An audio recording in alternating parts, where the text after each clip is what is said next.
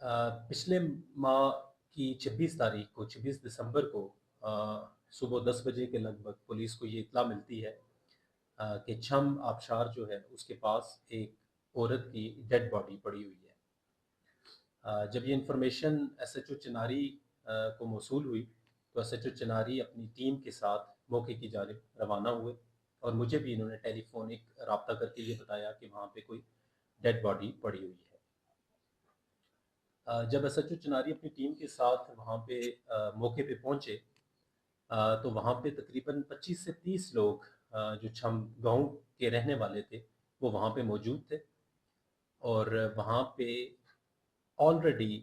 اس dead body کی شناخت ہو چکی تھی، جو کہ شائستہ بی بی زوجہ ماجد کی ڈیڈ باڈی تھی، جس کی عمر تقریباً 22 سے 23 سال تھی۔ اس ڈیڈ باڈی کو جب ایس ایچ او چناری نے پوچھا وہاں پہ موجود لوگوں سے کہ یہ کس کی ہے، تو موقع پہ اس مقتولہ یا متوفیہ کے والد اور سسر بھی وہاں پہ موجود تھے۔ اس کا والد حمید اور سسر عزیز بھی موجود تھے۔ انہوں نے باڈی کی شناخت کی کہ یہ ہماری، ایک شخص نے کہا کہ یہ میری بیٹی ہے، دوسرے نے بتایا کہ یہ میری بہو ہے۔ وہاں پہ جو پیرنٹس تھے اور جتنے بھی گارڈینز تھے انہوں نے یہ کہا کہ ہم کوئی پولیس کارروائی نہیں کروانا چاہتے، اور انہوں نے یہ بیانیہ دیا اور موقف اختیار کیا کہ اس خاتون کے ساتھ جنات کا سایہ ہے، اور ہمیں غالب امکان ہے کہ یہ جنات نے اس کو مار کے یہاں سے اوپر سے نیچے پھینک دیا ہے۔ اسی طرح وہاں پہ جو 25 سے 30 لوگ دے کے جمع تھے انہوں نے بھی ایک پنچایت نامے کی صورت میں اس چیز کو پٹ اپ کیا کہ ہم اس کے اوپر کوئی قانونی کارروائی نہیں کروانا چاہتے، اور یہ جنات کی وجہ سے اس کی موت واقع ہوئی ہے اور ہمیں اس کے اوپر کوئی شک و شبہات نہیں ہے۔ تاہم جب ایس ایچ او چناری ممتاز نے باڈی کو سرسری دیکھا تو اسے یہ فیل ہوا کہ اگر یہ باڈی اس ہائٹ سے گرتی جو تقریباً 300 فٹ کے لگ بھگ اس آبشار کی ہائٹ ہے، تو یقیناً باڈی کی جو فارمیشن ہے وہ ڈیفرنٹ ہوتی، کوئی وہاں پہ اس کی یعنی جس طرح بریک ہوئی ہوتی باڈی، ہڈیاں ٹوٹی ہوتی، لیکن ایسی کوئی ویزیبل انجری سامنے نہیں آئی، آلدو کہ اس کے ہیڈ میں ایک انجری تھی جو